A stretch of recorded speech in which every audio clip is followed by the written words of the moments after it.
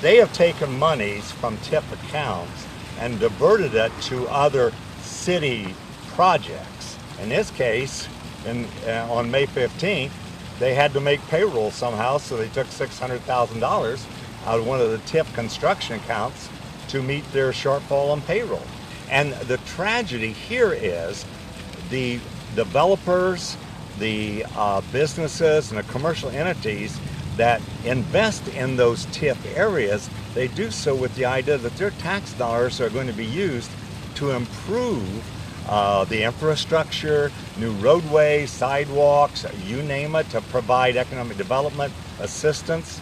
So the state law absolutely prohibits use of TIF funds to pay for anything other than TIF capital projects.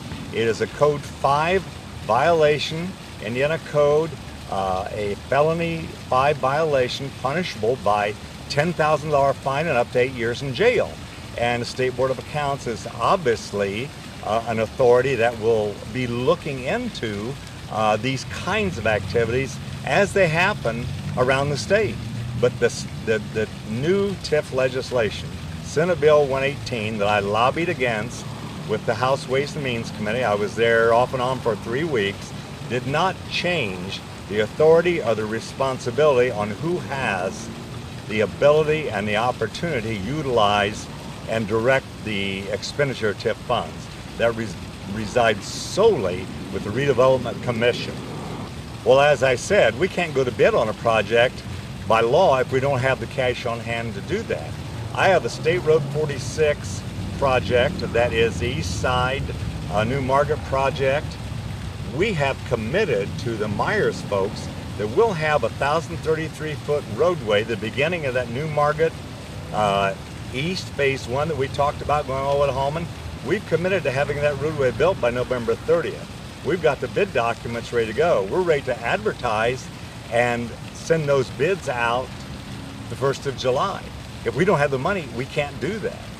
You know, the snow's going to fly sooner or later, the asphalt plant will close sooner or later, and we've got to get that roadway built. That's just one of many examples. Well, they haven't told me that it is. They haven't shown me that it is. You know, they said they pooled all the money to draw a better interest rate. They've never told me what the interest rate is, and we know for a fact by the little bit of material they gave us today that they're using some of that money for expenditures other than TIF-related projects. So if they spend the money, it's not going to be there for me to utilize for the TIF projects. I have to say that Lafayette does pool some TIF funds. However, they track them separately, and they do not use those funds for any expenditure other than TIF projects. Muncie, my counterpart, the redevelopment director in Muncie, and the redevelopment commission president, they said unequivocally they do not pool TIF dollars, and they don't use TIF funds for anything other than TIF projects. Now, here's something else that I've not really shared with the media. On June 2nd, they took out $1,500,000 out of a tax-exempt construction bond account. They diverted that money.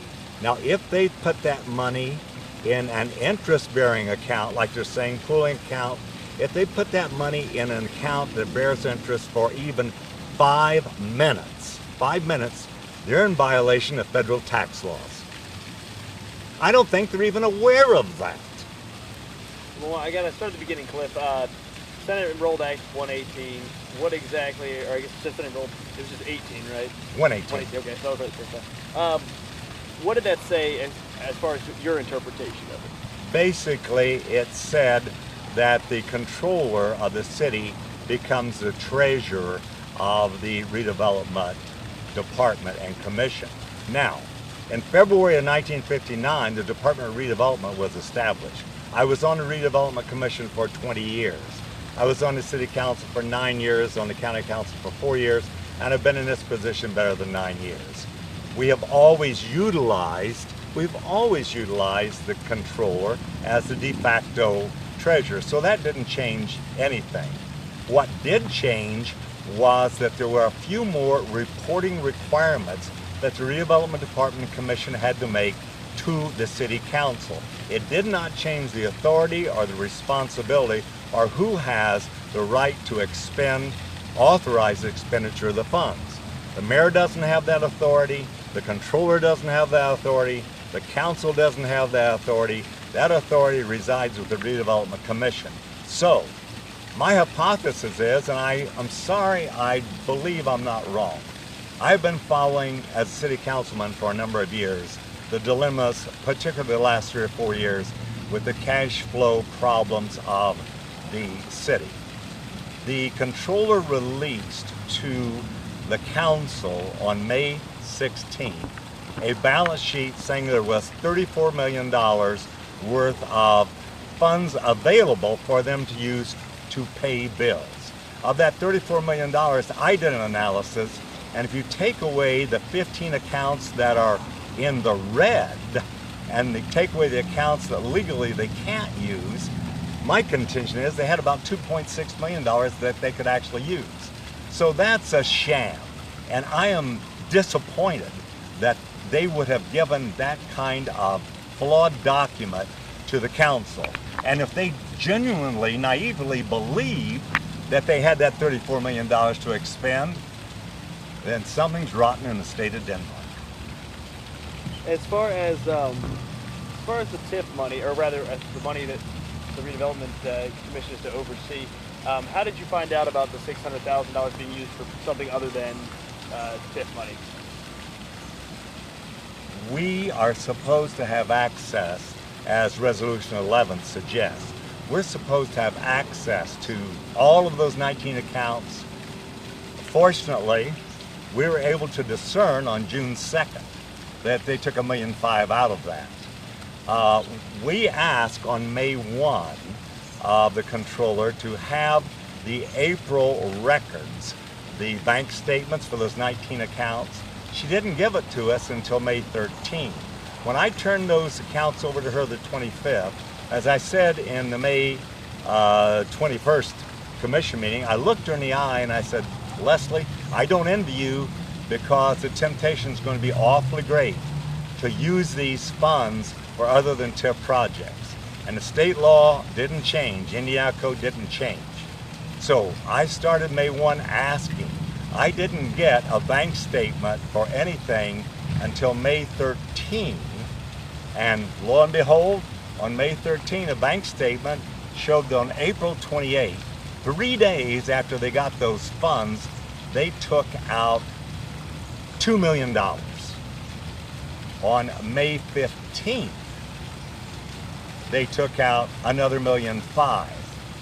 And then, as I said, on June 2nd, they took out $1.5 million. So in point of fact, I'm aware of, and I know for a fact, they've taken nearly $5 million out. How much more is gone, I don't know. But the report we got at 3:22 today is embarrassing. And it is not what we asked for.